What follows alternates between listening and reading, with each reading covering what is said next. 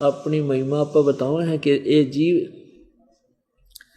जब तू इस ज्ञान को समझ जाएगा फिर तेरी ये स्थिति हो जाएगी कि परमात्मा आपके बिना मुझे भी कोई दिखाई नहीं देता।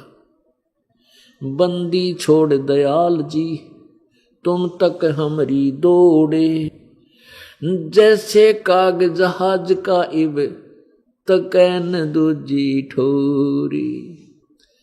अब जैसे समुद्र में समुद्री जहाज के ऊपर कुछ कौवे बैठकर चला जाते हैं।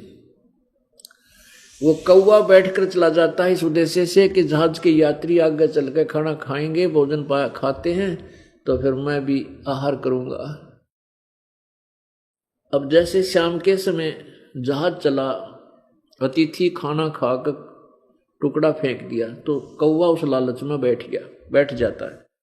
फिर जहाज रातों रात निकल जाता 200 किलोमीटर, और 200-300 किलोमीटर जाने के बाद 400 किलोमीटर जाने के बाद फिर समुद्र के अतिरिक्त जल के अतिरिक्त कुछ भी वस्तु दिखाई नहीं देती, केवल जहाज या जल।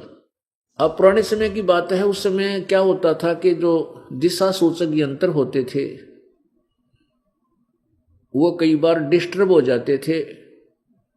ये चुंबकीय चट्टानों के कारण वो जो डगमग हो जाते थे, डिस्टर्ब हो जाते थे,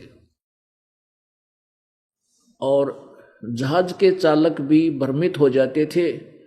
उनको भी कई बार शंका हो जाती थी कि कहीं तेरा दिशा सूचक यंत्र डिस्टर्ब ना हो रहा हो। उसको चेक करने के लिए अपनी दिशा को वो कौवे का सहारा लेते थे।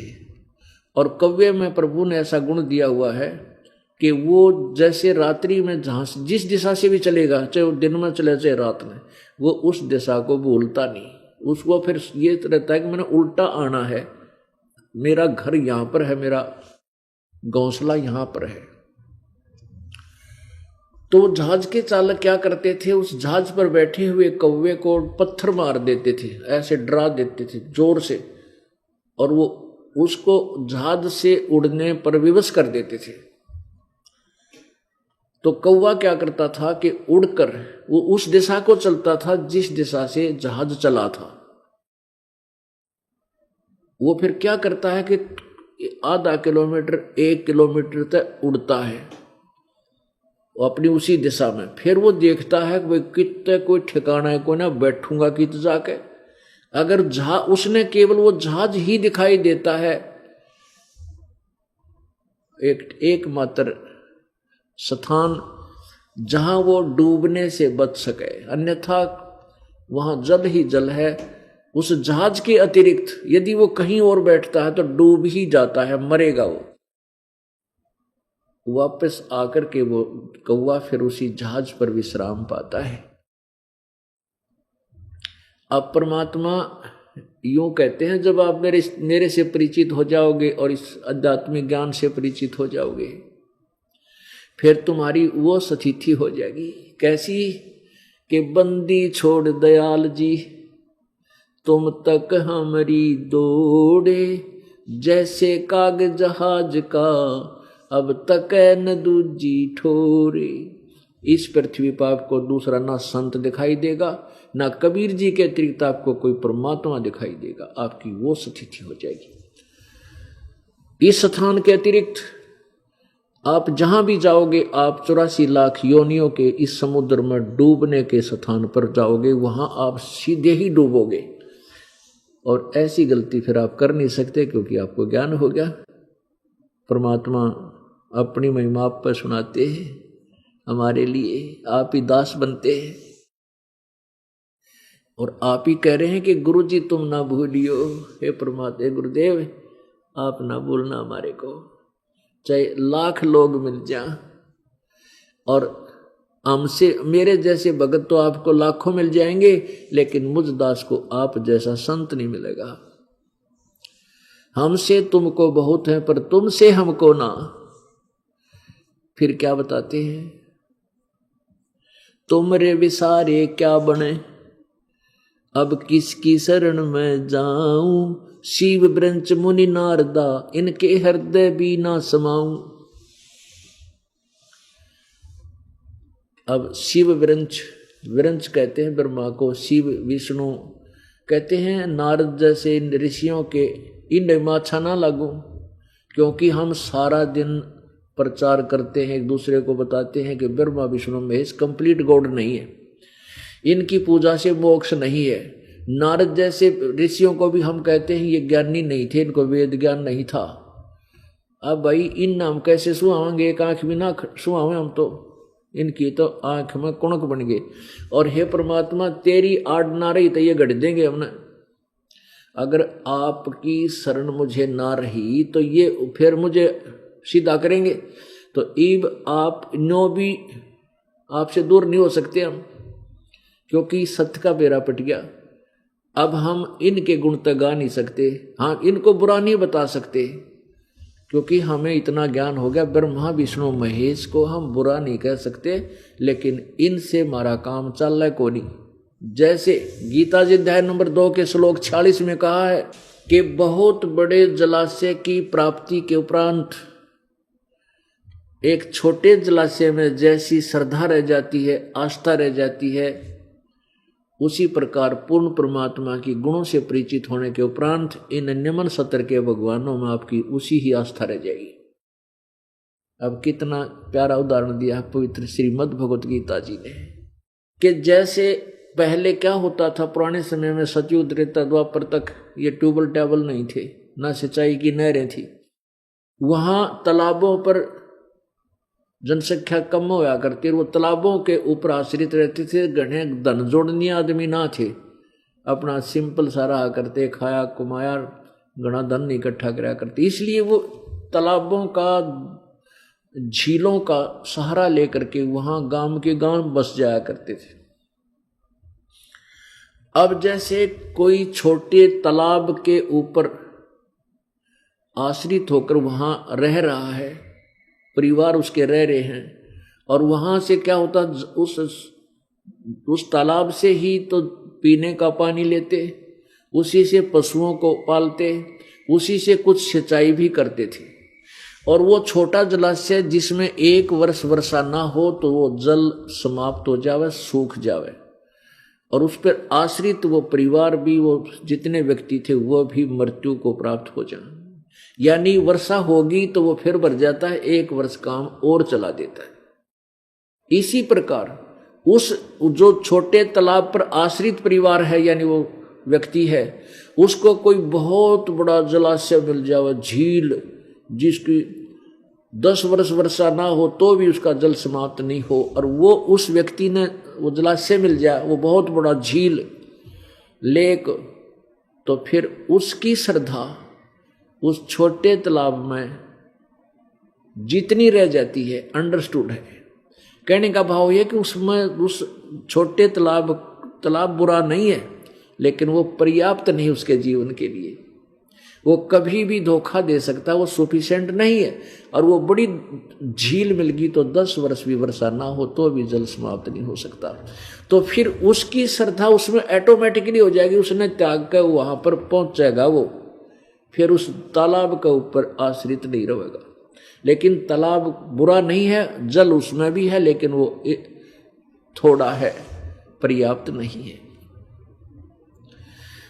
इसी प्रकार ब्रह्मा विष्णु महेश ब्रह्म परब्रह्म ये बुरे नहीं है, लेकिन हमारे लिए ये पर्याप्त नहीं है, क्योंकि हमने तो जन्म और मृत्यु का रोग कटाना है, हमने तो सदा के लिए मोक्ष प्राप्ति करनी है। लेकिन इन भगवानों की साधना से जन्म मृत्यु समाप्त नहीं हो सकती, कर्म का दंड नहीं कट सकता, दुख निवारण नहीं हो सकता, लेकिन जैसे कर्म करोगे वैसा फल ही ये दे सकते। वो केवल परम अक्षर ब्रह्म है, वो कबीर देव है जो बनारस में जुल्हा बनकर आए थे, वही परमात्मा है जो पूर्ण मोक्ष देगा, हमारे सब पाप कर्मों के दंड को समाप्त करेगा और हमें सुख देगा, मोक्ष देगा, पूर्ण मोक्ष देगा। परमात्मा क्या बताते हैं, अपनी महिमा आप ही गाया करते हैं, आप ही सुनाते हैं। अब वो परमात्मा पूर्ण ब्रह्म जिसकी भक्ति करने से हमें मोक्ष प्राप्त होगा,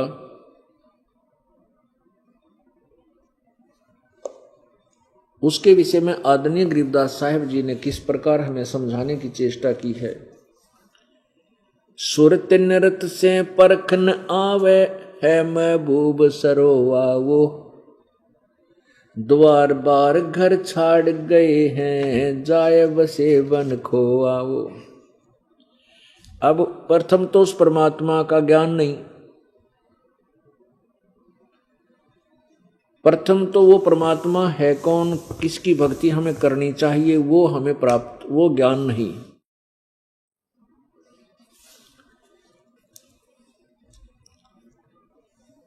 और उसके उपरांत फिर हम जैसा भी थोड़ा बहुत ज्ञान सदग्रंथों में था वो समझ सके नहीं, वो साधनाएं गलत करते रहे। बेख बनाए बहे बहुरंगी कीना बहुत अबोआ वो, बेख बनाए बने बहुरंगी कीना बहुत अभोआ वो, कामी क्रोधी बंग मंझारा छाड़ा लोभ ने मोहा वो। पिता विवेक अक्षमासी माता जिन दूर किया दिल द्रोहा वो, मांड्या खेत नेत जस गाऊं सतगुरु पकड़या लोआ वो। 14 भवन गवन सब छूटे दिल ही अंदर जोया वो, है निज धाम दर्श दिल माही भरम कर्म सब खोया वो।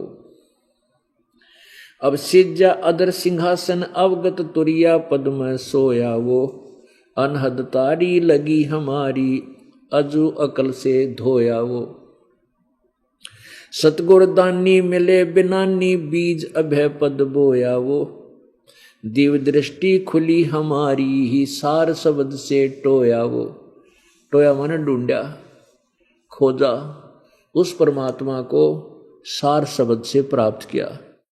दिव्य दृष्टि खुली हमारी सार शब्द से टोया वो, दास गरीब गायत्री लापी शीस पीट जम रोया वो। ओए होए, कहते जब हमें ये सतनाम सार नाम मिल गया ना, अब वो काल फिर शीस पीट पीट कर रो है कि ये तो गए मेरे हाथ ते, ये तो निकल गए मेरे ते।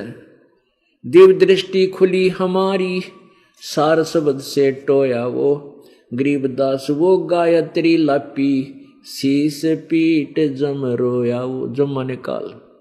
अब कौन सी गायत्री लापी? इस परमात्मा कबीर जी की महिमा रूपी गायत्री का गुणगान हमने शुरू कर दिया, अर्थात इस यथार्थ मंत्र का जाप शुरू कर दिया ना। कहते फिर वो काल रोया सिर पीट का किए तो गए मेरे आस्ते। मंद मंद मुस्कात मुसाफिर है महबूब परेवा वो, ब्रह्मा विष्णु महेश शेष लग सब देवन पति देवा वो परमात्मा ब्रह्मा विष्णु महेश से भी ऊपर सब भगवानों का भगवान है, वो कबीर परमात्मा है। अब जैसे गीता जी अध्याय नंबर 7 के श्लोक नंबर 29 में कहा है कि जब तत्ब्रह्म यानी उस परमात्मा से और पूरे संपूर्ण आध्यात्मिक ज्ञान से सभी कर्मों से जीव परिचित हो जाता है तो केवल वो जन्म मृत्यु से छूटने का ही प्रयत्न करता है। गीता जी अध्याय नंबर 18 के श्लोक 62 में कहा कि गीता ज्ञान दाता करा कि अर्जुन तू सर्वभाव से उस परमात्मा तत्ब्रह्म उस परमेश्वर की शरण में जा जिसकी कृपा से तू परम शांति और शाश्वत स्थान यानी सतलोक को सनातन परम धाम को प्राप्त होगा। 8वें श्लोक के प्रथम मंत्र में अर्जुन ने पूछा परमात्मा किम तत्ब्रह्म, वो तत्ब्रह्म कौन सा है जिसके विषय में आप बताते उसकी शरण में जा उसका ज्ञान होने के बाद फिर जन्म मृत्यु से छुटकारा चाहता, यहाँ की किसी वस्तु की इच्छा नहीं करता। वो किम तत्ब्रह्म, वो तत्ब्रह्म कौन है, वो परमात्मा कौन है, वो रब कौन है, वह रब कौन है।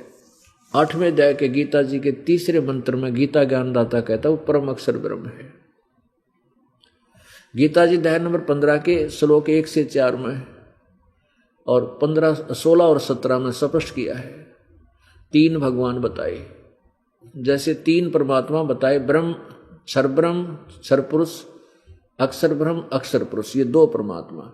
इन दोनों के लोकों में जीव भी नाशवान, इनका शरीर नाशवान, प्राणियों का इनका भी, इन भगवानों पुरुषों का भी भगवानों का भी जीव शरीर नाशवान, लेकिन जीव आत्मा सभी की अमर ही होती है, गधे की भी कुत्ते की। अब 17वें श्लोक में कहा कि उत्तम पुरुष तो अन्य परमात्मा इति उदारत है, वो उत्तम भगवान श्रेष्ठ प्रभु तो कोई और है जो तीनों लोकों में प्रवेश करके यह लोक धर्म आविश्य विवर्ती अवैश्वर है, जो तीनों लोकों में प्रवेश करके सबका धारण पोषण करता है। वो परमात्मा, उस परमात्मा की भक्ति से ही जीव का छुटकारा होगा। अब क्या बताया है, भजन करो उस रब का जो दाता है कुल सब का, भजन करो उस रब का जो दाता है कुल सब का।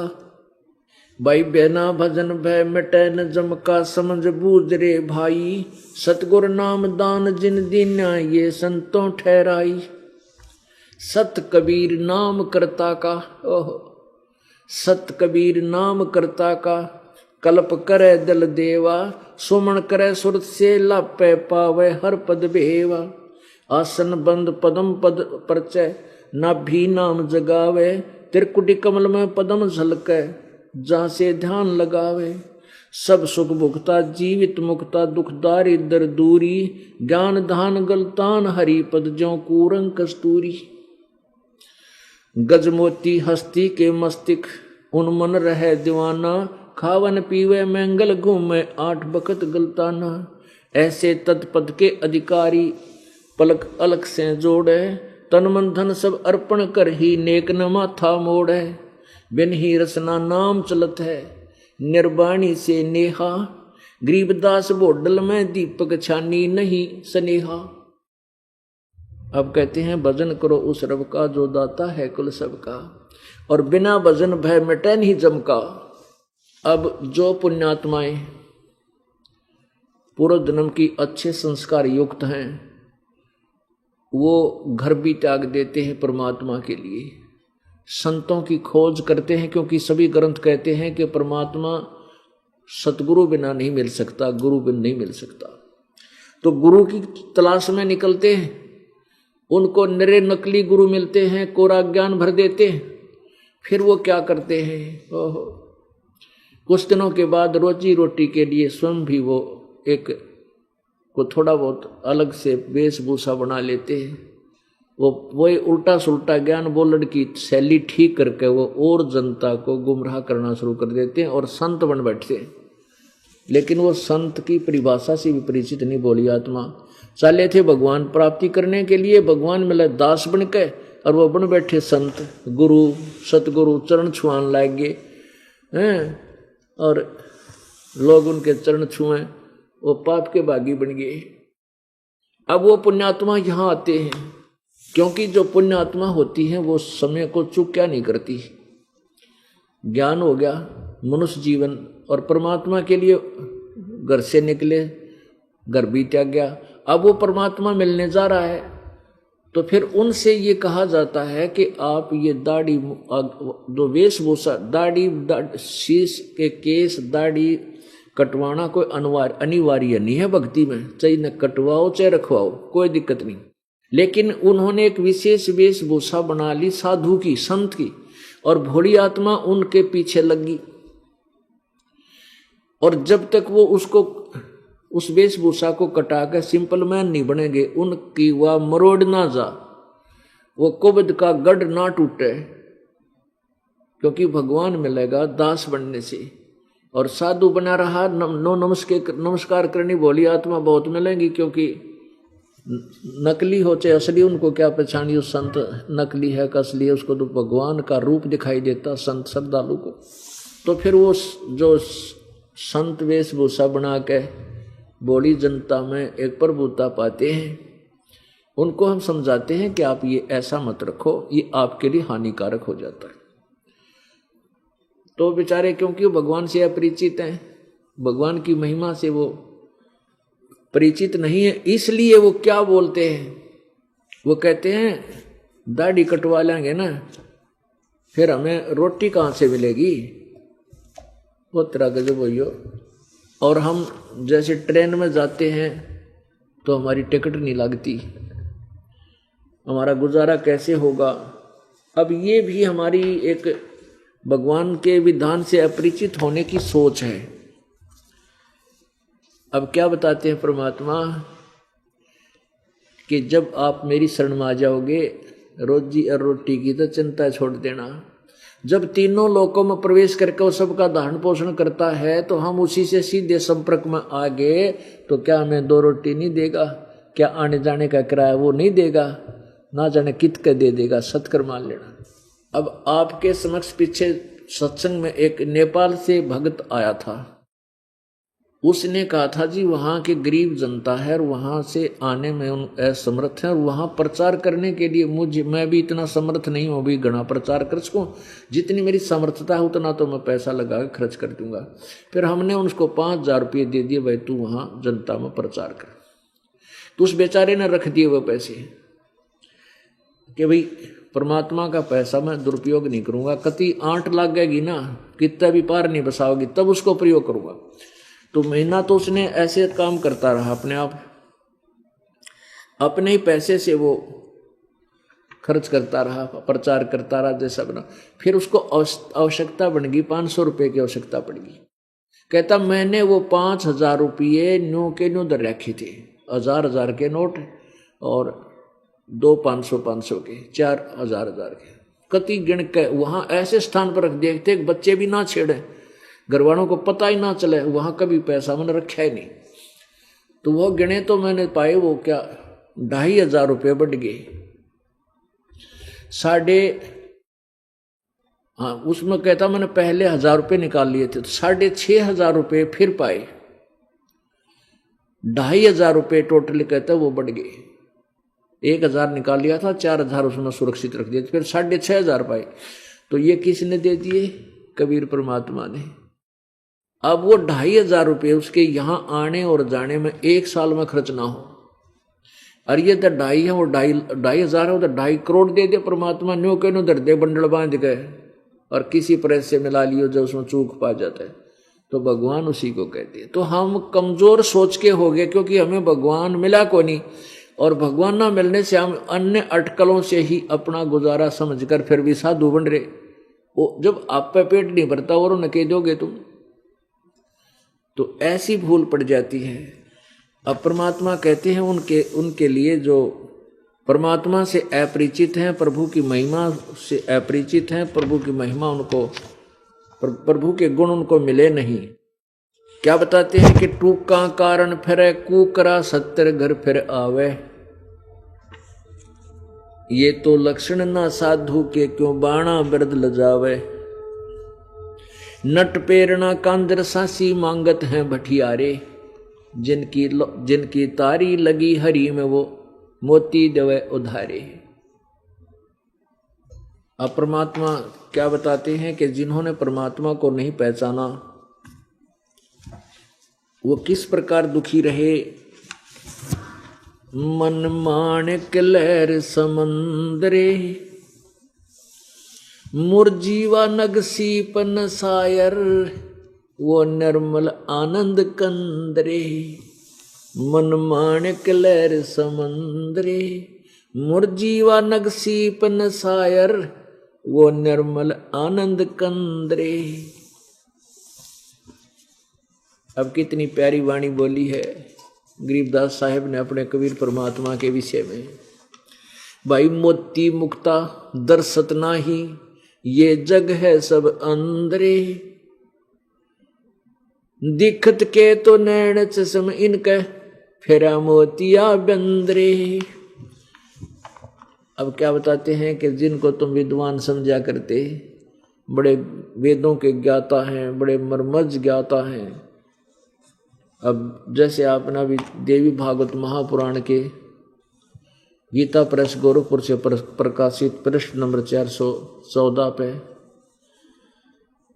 6ठे सकंद में क्या पढ़ा कि सतयुग के ब्राह्मण वेदों के पूर्ण विद्वान होते थे और वो दुर्गा की पूजा करते थे। 562 पृष्ठ पर दुर्गा कहती है ब्रह्म की पूजा करनी चाहिए, उसके अतिरिक्त दूसरे की धारणा भी नहीं लानी चाहिए, उसकी पूजा करो, वो ब्रह्म लोक में रहता है। अब गीता जी अध्याय नंबर 8 के श्लोक नंबर 16 में लिखा कि ब्रह्म लोक पर्यंत भी सभी जन्म मृत्यु में है, पुनर्वर्ती में है, ये भी स्थायी नहीं। अब यहां परमात्मा कहते हैं मोती मुक्ता दर्शत नाही, ये जग है सब अंधरे। अंध माने अध्यात्म ज्ञान नेत्रहीन, इनको अध्यात्मिक ज्ञान नहीं था इसलिए अंधे थे सब। अब दुर्गा भी अंधी, पूर्ण ज्ञान नहीं, वो कभी ब्रह्म तक ही बताती है, उसकी पूजा करो। भाई दिखत के तो नैन चश्म, इनके फेरा मोतिया बंदरे। अब दुर्गा कभी कहती है अक्षर ब्रह्म, वो ब्रह्म जिसने सारी सृष्टि रची वो अक्षर ब्रह्म है, और फिर कह उस ब्रह्म की पूजा करो, उसका ओम मंत्र है, परवण मंत्र है। तो इन सब के मोतिया बिंद था। मोतिया बिंद कैसा होता है? जैसे सफेद मोतिया हो जा किसी के आंखों में, उनकी आंख इतनी स्वस्थ दिखाई देती है जैसे कति सारा दिखता हो, लेकिन उन्हें दिखता कुछ को नहीं, कति नपट अंधे होते वो। तो ऐसे ही विद्वान भगवान देवी और देवता हमने कति भगवान प्राप्त दिखाई दे थे और बड़े विद्वान नजर आवे थे। इनको तो कैख भी ना ज्ञान था। अब जैसे अभी तक हमारे ही पवित्र हिंदू धर्म के ये गुरुदेव लोग हमें ये नहीं बता सके कि पुराणों में क्या लिखा है, ब्रह्मा विष्णु महेश की क्या स्थिति है, तो ये आँखें कैसे कह सकते? तो अंधे थे, अंधे मीन ज्ञान नेत्रहीन। इनको ये भी ना समझ में आई गीता, पवित्र गीता जी और पवित्र चारों वेद और पवित्र पुराण हमें क्या संदेश, यथार्थ संदेश दे रहे। और पुराणों के वक्ता ब्रह्मा जी ये आप अज्ञान दे रहे हुए, इसलिए बताते हैं मन माणिक लहर समंदरे, मुरजीवा नग सीपन सायर, वो निर्मल आनंद कंदरे। भाई मोती मुक्ता दर्शत नाही, यो जग है सब अंदरे। दिखत के तो नैन चश्म, इनके फेरा मोतिया बंदरे। ये दिखत के तो आंखें बड़ी निर्मल दिखाई दे, बड़े विद्वान नजर आवे हैं, पर इनका अज्ञान रूपी मोतिया बंद हो रहा है। नर नारायण देही पाके, जय कट्याना यम का फंदरे। रतन अमोली दर्शत नाही, धक है वाकी जिंदरे। कि ऐसा सुंदर शरीर पर आप पाके और फिर भी भगवान नहीं मिले, और कहते हैं वो परमात्मा नहीं प्राप्त हुआ, तो धिक्कार है उसके जिंदगी ने, इस मनुष्य जीवन को। भाई पूर्ण ब्रह्म रटे अविनाशी, जो भजन करें गोविंद रे। भाव भक्ति जा हृदय होई, फिर क्या कर है सुरपति इंद्रे। अब जिनके सच ये ज्ञान समझ में आ गया और सच्चे दिल तो भक्ति में लौ लाएगी, कहते फिर यहाँ का सुरपति देवताओं के राजा इंद्र की पदवी भी हमारे लिए व्यर्थ है। वो भी वो क्या कर है सुरपति इंद्रे, यानी उसके सामने वो सुख देवताओं के राजा इंद्र का भी व्यर्थ है। व्यर्थ क्यों है? क्योंकि जैसे वैसे तो इंद्र को बहुत सुख है, देवताओं का राजा है, स्वर्ग का राजा है, लेकिन यूं राज रहेगा कितने दिन? यूं ज्यादा समय नहीं रहे, इसका फिक्स टाइम है। 72 चौकड़ी युग इंद्र, एक इंद्र 72 चौकड़ी युग तक शासन करता है, 72 चतुर्युग तक।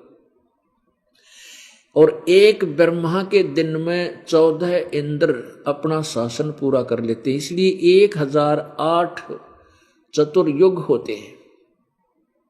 तो 72 चतुर्युग जब ये ब्रह्मा इंद्र पूरा कर लेगा, और इसने अपने ही तप और अपनी ही यज्ञों से उस इंद्र का राज को प्राप्त किया, मृत्यु को प्राप्त होगा। 72 चतुर्युगी तक राज करके, 72 चतुर्युग, सतयुग त्रेता द्वापर कलयुग, एक चतुर्युग।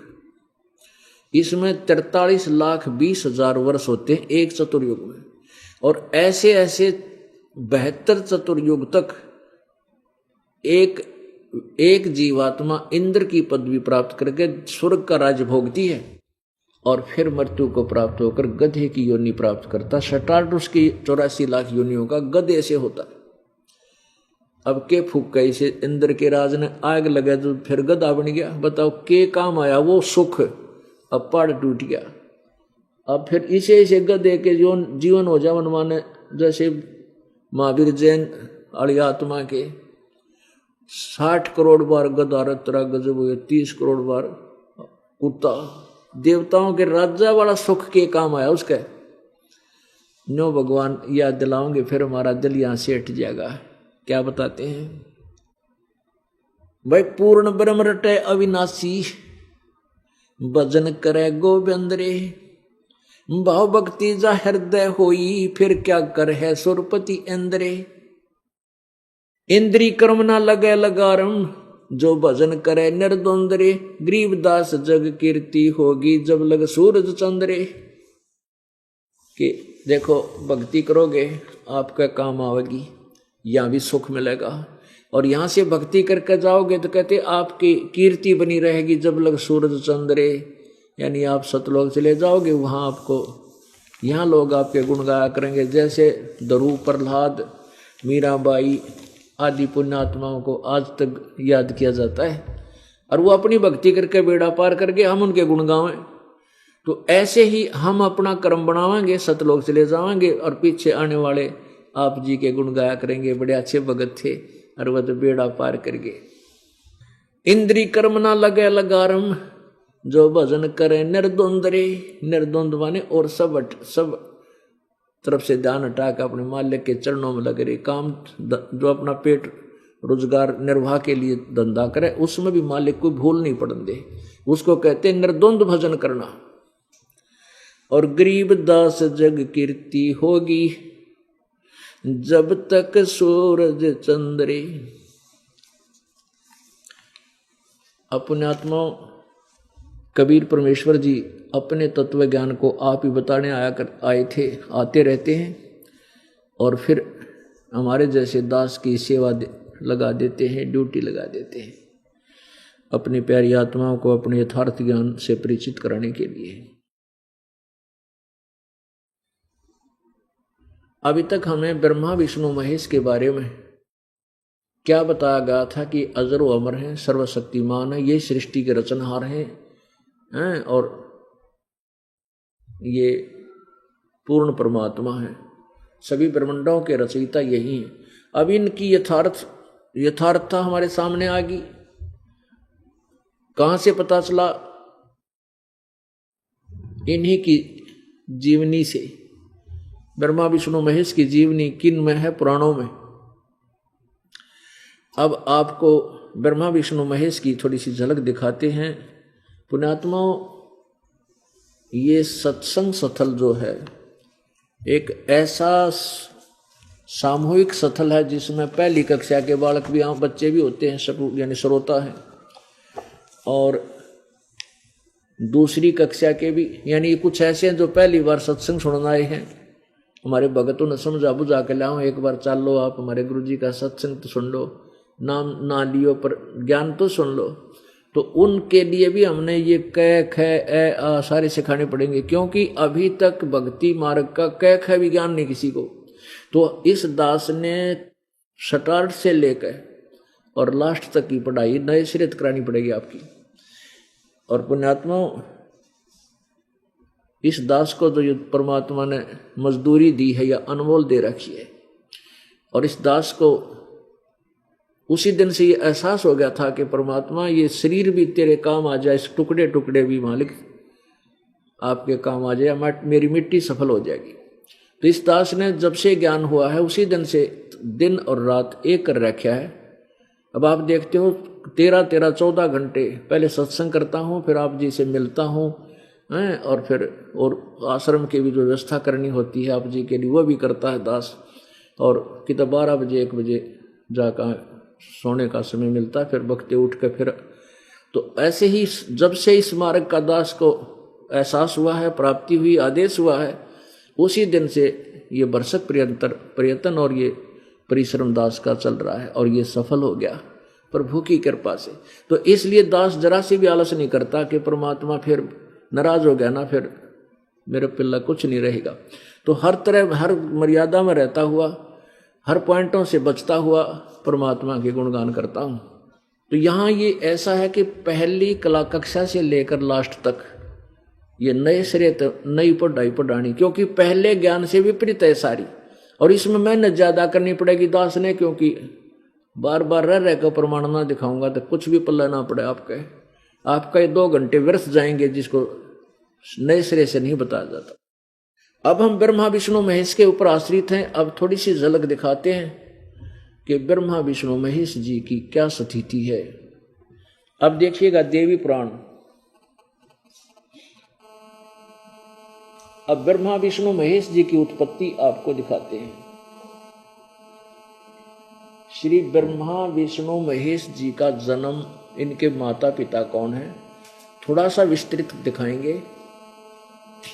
और जो पुण्यात्मा पहली बार आए हैं या बार बार, जो क्योंकि ये ज्ञान एकदम समझ में नहीं आता, आप कम से कम भी 1 वर्ष तक लगातार सत्संग सुनोगे, जब आपकी बुद्धि विशाल बनेगी। और उसके लिए बार बार ये लेक्चर अर्थात ये सत्संग करने अति आवश्यक होगी। अब अभी तक हमें परमात्मा कबीर जी ने 600 वर्ष पहले कहा था कि धर्मदास ये जग बोराना मन विचलित है, और कोई न जाने पद निर्वाणा, मोक्ष मार्ग का किसी ने ज्ञान नहीं है। यही कारण मैं कथा पसारा, अब मैं तुमसे कहूं, यही कथा तुम जग जीव सुनाओ, सब जीवों का भरम नसाओ। अब मैं तुमसे कहूं चिताई, इस तीनों देवताओं की उत्पत्ति भाई, ब्रह्मा विष्णु महेश की उत्पत्ति बताता हूं। 600 वर्ष पहले परमात्मा ने ये शब्द वो बताए थे, और वो ज्ञान जो पुराणों में लिखा था वो अपनी सिंपल लैंग्वेज में बोला था। और क्या बताया था कि ज्ञानी सुने सो हृदय लगाई, मूर्ख सुने तो गम नहीं पाई। अब बुद्धिमान होगा वो तो समझेगा कि संत जो बता रहा सच्चाई है, और प्रमाण दिए जाएंगे साथ में आपको। और अनजान व्यक्ति जिसने भगवान चाहिए कोई ना, वो समझे कोई नहीं इस मार्ग ने, वो तो काल का ही जो है ना आहार बना रहेगा।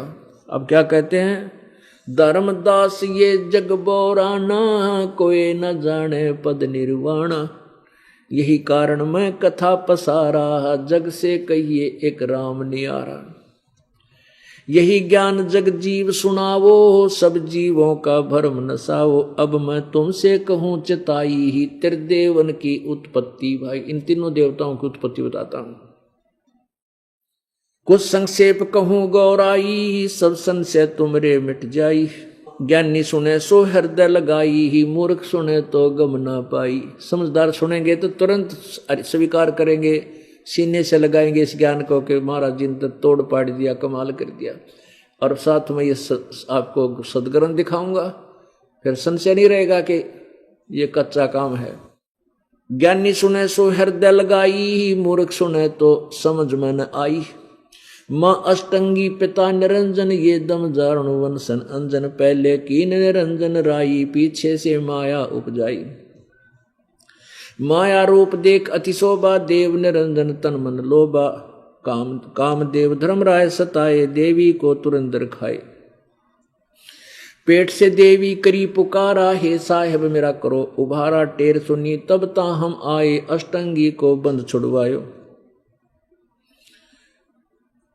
धर्मराय को हिकमत कीना, नक्श रेखा से भग कर लीना। धर्मराय कीने भोग विलासा, माया को रही तब आशा।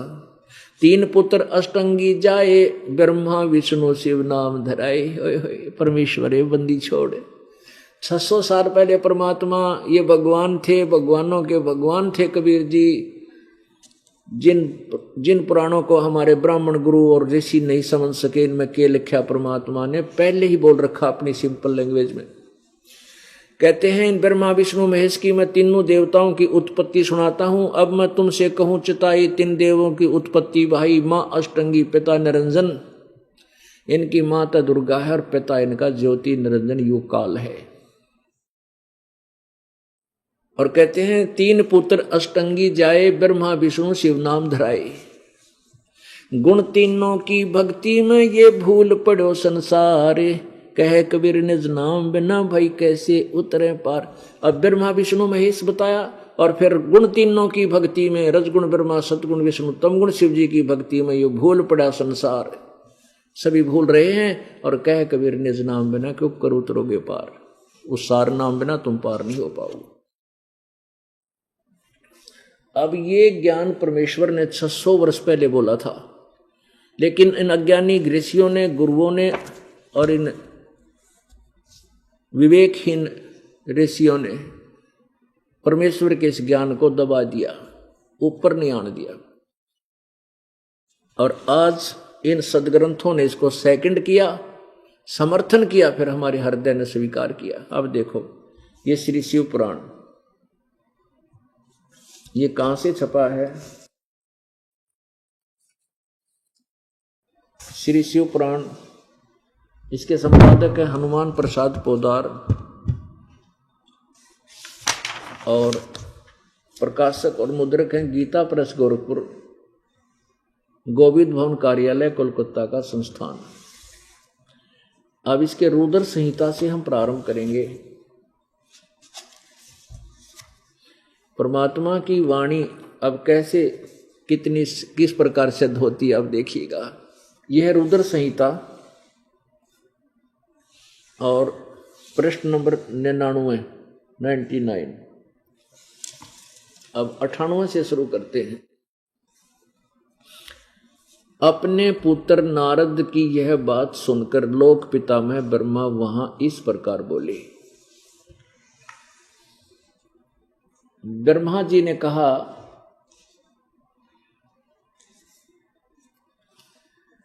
ब्रह्मन अपने पुत्र नारद से बता रहा है ब्रह्मन देव श्रोमणे, तुम सदा समस्त जगत के उपकार में लगे रहते हो। तुमने लोगों के हित की कामना से बहुत उत्तम बात पूछी है।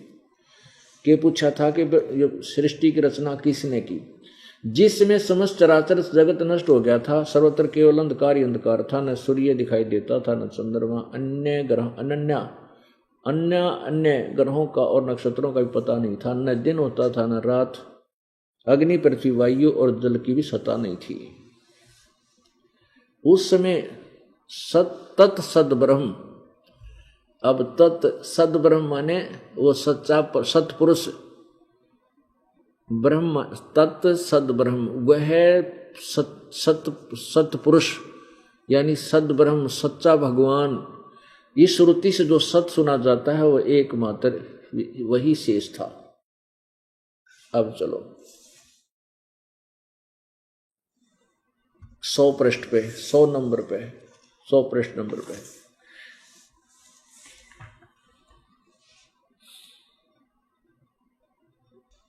जिस पर ब्रह्म के विषय में, अब देखो ब्रह्मा जी बोल रहा, किधर ब्रह्म का है, किधर सदब्रह्म का है, किधर पर ब्रह्म, फिर भी क्योंकि इन्हीं से हमने इस ज्ञान को निखारना है जो परमेश्वर का ज्ञान है। जिस पर ब्रह्म के विषय में ज्ञान और अज्ञान से पूर्ण उक्तियों द्वारा इस प्रकार विकल्प किया जाता है, उसने कुछ काल के बाद द्वितीय की इच्छा प्रकट की। उसके भीतर एक से अनेक होने के संकल्प उदित हुआ। तब उस निराकार परमात्मा ने अपनी लीला शक्ति से अपने लिए मूर्ति की कल्पना की। मूर्ति माने शरीर की, साकार शरीर की, जो मूर्ति रहित यानी शरीर रहित पर ब्रह्म है, उसी की मूर्ति, उसी की मूर्ति भगवान सदाशिव है। ब्रह्मा बोल रहा है। अर्वाचीन और प्राचीन विद्वान इन्हीं को ईश्वर कहते हैं। उस समय एकाकी रहकर स्वेच्छा अनुसार विहार करने वाले उन सदाशिव ने अपने विग्रह से स्वयं ही एक स्वरूप भूता शक्ति की सृष्टि की, जो उनके अपने श्रीअंग से कभी अलग होने वाली नहीं थी। अब देखो, उस पराशक्ति को प्रधान प्रकृति गुणवती माया बुद्धि तत्व की जननी और विकार रहित बताया गया है। वह शक्ति का अंबिका कही गई है, दुर्गा। उसी को प्रकृति सर्वेश्वरी त्रिदेव जननी, तीनों देवताओं की मां, ब्रह्मा विष्णु महेश की माता जननी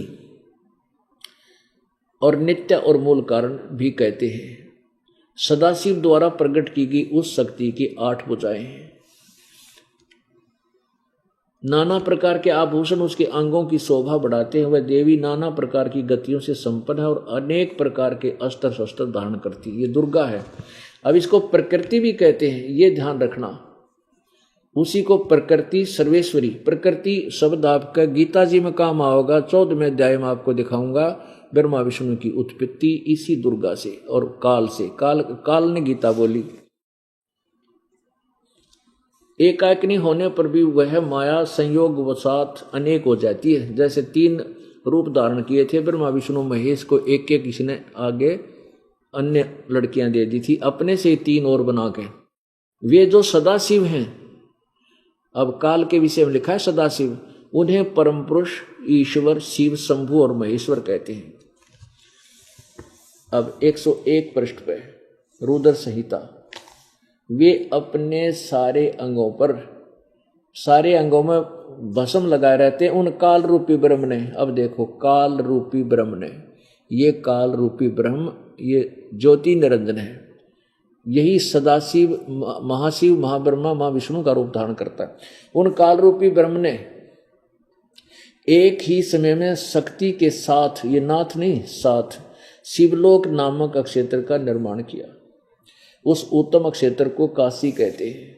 वह परम निर्वाण या मोक्ष स्थान है जो सबके ऊपर विराजमान है। वे प्रिया प्रियतम रूप शक्ति और शिव, दुर्गा और ये काल जो परमानंद स्वरूप हैं, उस मनोरम क्षेत्र में नित्य निवास करते हैं। ये दोनों के दोनों, ब्रह्मा और ये काल और दुर्गा। काशीपुरी परमानंद रूपिणी है। मुने शिव और शिवा ने, दुर्गा और काल ने प्रलय काल में भी कभी इस क्षेत्र को अपने सानिध्य से मुक्त नहीं किया। आगे देखो, देव से एक समय उस आनंद वन में रमण करते हुए शिवा और शिव के मन में यह इच्छा हुई कि किसी दूसरे पुरुष की सृष्टि करनी चाहिए, जिस पर यह सृष्टि संचालन का महान भार रखकर हम दोनों केवल काशी में रहकर स्वेच्छानुसार विचरें और निर्वाण धारण करें। ऐसा निश्चय करके शक्ति सहित सर्वव्यापी परमेश्वर शिव ने अपने वाम भाग के 10वें अंग पर अमृत मल दिया। फिर तो वहां से एक पुरुष प्रकट हुआ, यानी इन्होंने पति पत्नी व्यवहार किया और वहां से एक बालक की उत्पत्ति। उसका नाम क्या है? 102 पृष्ठ पे रुद्र संहिता, शिव पुराण। तदंतर उस पुरुष ने परमेश्वर शिव को प्रणाम करके कहा, स्वामिन मेरे नाम निश्चय कीजिए, कौन काम बताइए।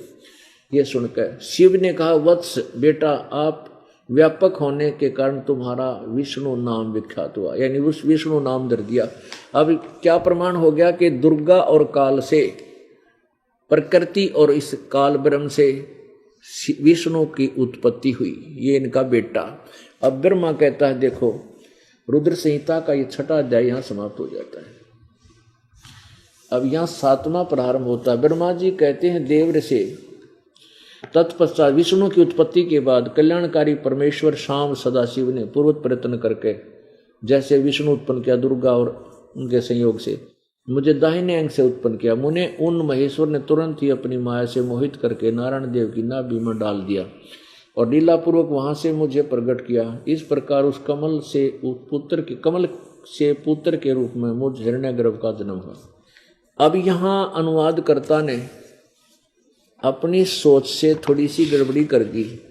अब उसने आगे विष्णु कहते हैं शिव से शिव की उत्पत्ति कैसे लिखूं, ऐसे ऐसे, तो लेकिन ये स्पष्ट हो गया। आगे देखो, ये 4 सिद्ध करने हमने, ये काल अलग, ब्रह्मा विष्णु महेश अलग। ये देखिएगा 110 पृष्ठ पे 9वां अध्याय।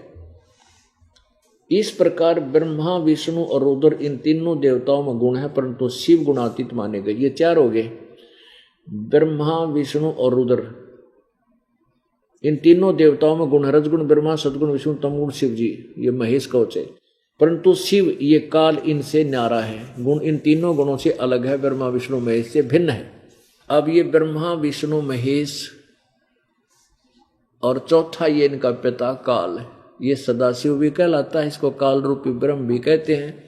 यही विष्णु रूप धारण कर लेता तो महाविष्णु कहलाता है, ये ब्रह्मा रूप धारण कर लेता तो महाब्रह्मा कहते हैं इसको। अब आपको एक और दिखाते हैं शिव पुराण में, क्योंकि ये 4 सिद्ध करने हैं, ये काल अलग और ये ब्रह्मा विष्णु महेश अलग, तब ये कहानी समझ में आएगी जो परमात्मा ने हमें बताई है। ये देखिएगा शिव पुराण, शिव महापुराण,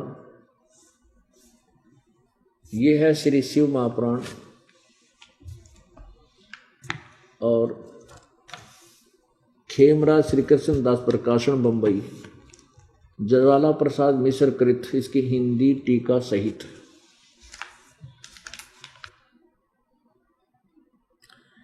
अब देखिएगा विद्वेश्वर संहिता प्रश्न नंबर 17 पे। अब ये काल क्या कहता है ब्रह्मा विष्णु महेश को, ये देखिएगा इसके प्रश्न नंबर 17 पे विद्वेश्वर संहिता अध्याय 9 में। मेरे सकल और निष्कल भेद से दो स्वरूप हैं, परंतु और ईश्वर नहीं, इस कारण उनके दो रूप नहीं हो सकते। पहला सथम और पीछे मूर्तिमान रूप धारण किया। इसमें ब्रह्म रूप निष्कल है और ईश्वर इस रूप सगुण है। मेरे ये दोनों रूप सिद्ध हैं, दूसरे किसी के नहीं। ये काल बोल रहा है सदाशिव। इस कारण तुम दोनों को अथवा दूसरों को ईश्वर की प्राप्ति नहीं हो सकती।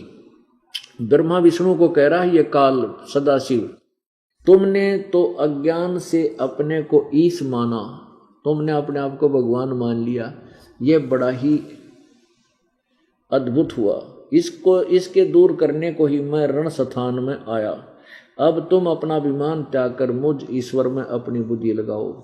मेरे प्रसाद से लोक में सब अर्थ प्रकाश करते हैं। ये आगे देखो।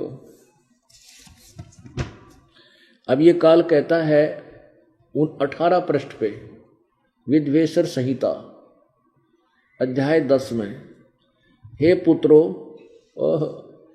ब्रह्मा विष्णु और ब्रह्मा को, हे पुत्रो, यह कृत आपने तप से प्राप्त किया है जिसकी जो कि सृष्टि की उत्पत्ति ये ब्रह्मा को उत्पत्ति दी और पालन का आता है विष्णु को पालन का, सो मैंने प्रसन्न होकर तुम्हें दिया है। इसी प्रकार दूसरे दो कृत रुद्र और महेश को प्रदान किए हैं, परंतु अनुग्रह कृत कोई भी पाने को समर्थ नहीं है। जो पूर्व के कर्म तुमने समय से विसार दिए, रुद्र और महेश ने उनको नहीं बुलाया है। अब ये स्पष्ट हो गया। ये 4 इसमें 5 लिख दिए, ये 11 रुद्र अन्य भी हैं और इस काल के बेटे को भी रुद्र बोल देते हैं। जैसे आपने अभी शिवपुराण गीता प्रेस गोरखपुर से प्रकाशित में सुना था कि इस प्रकार ब्रह्मा विष्णु और रुद्र, वहां रुद्र इस महेश के विषय